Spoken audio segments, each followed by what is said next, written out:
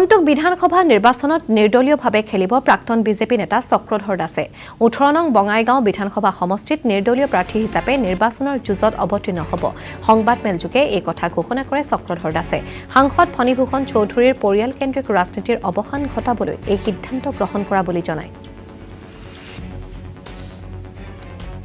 Actually দলে ticket নিদিলে যে বঙাইগাঁৱৰ উন্নয়ন নহ'ব তাৰ কাৰণে মই দলৰ মোৰ যি দায়িত্ব আছিল দায়িত্ববোৰ মই ত্যাগ কৰি মই ৰাইজে যিটো বিচাৰিছে যে উন্নয়ন লাগে আৰু মোক বিচাৰিছে যে চক্ৰধৰ দাসৰ জৰিয়তে এবাৰ বঙাইগাঁৱত উন্নয়ন হোৱাটো খাটাং সিটোৰ খাতিৰতে মই দলৰ পৰা মোৰ যি দায়িত্ব আছিল দায়িত্বখিনি মই ত্যাগ কৰি আজি ইণ্ডিপেণ্ডেণ্ট হিচাপে মই থিয় হৈছোঁ আৰু ৰাইজে যেহেতু ৰাজনৈতিকভাৱে পৰিৱৰ্তন কৰিব নোৱাৰিলে মোক এবাৰ সমাজৰ এজন সমাজকৰ্মী হিচাপে থিয় কৰাই বঙাইগাঁৱৰ ৰাজনৈতিক পৰিৱৰ্তন ঘটাব বুলি ৰাইজৰ এটা আশ্বাস। মই ৰাইজৰ কাষলৈ যোৱা এটাই লক্ষ্য হ'ল যে বঙাইগাঁৱত আজি আপোনালোকে দেখিছে যোৱা 85 চনৰ পৰা আজি 40 বছৰ যিটো ৰাজনৈতিক ৰাজত্ব বুলি কৈছোঁ এই ৰাজনৈতিক ৰাজত্বত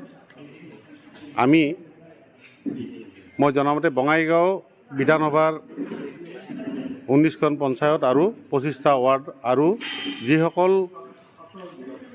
বঙাইগাঁৱৰ উন্নয়ন বিচাৰে তেওঁলোকে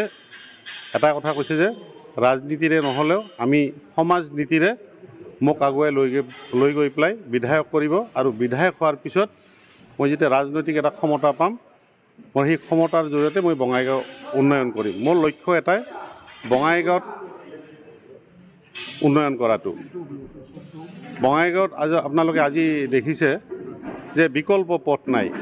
আজি আপোনালোকে দেখিছে এই যে বাবলুদেৰ চাহৰ দোকানৰ পৰা এই PWৰ এই ৰাস্তাটো আজি কিমান বছৰে এওঁলোকে ষড়যন্ত্ৰমূলকভাৱে বন্ধ ৰাখিছে। এইটো যদি আমি বাইপাছ কৰি চাপৰাকাটা হাইৱে লগাই দিব পাৰোঁ তেনেহ'লে এই গোটেইটো অঞ্চল উন্নয়ন হ'ব। আমাৰ এটা লক্ষ্য আছে আমাৰ বঙাইগাঁও শ্মশানৰ পৰা ফ্লাইঅভাৰ কৰি পালপাৰা বাবুপাৰাৰ ওপৰেৰে আমি হাইৱেত কানেক্ট কৰাৰ এটা মোৰ চিন্তাধাৰা আছে। বঙাইগাঁৱত যিমানসমূহ ক্লাব আছে এই ক্লাবসমূহ প্ৰায়সমূহ আমি দেখিছোঁ যে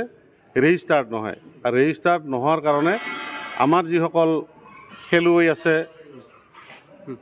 আছে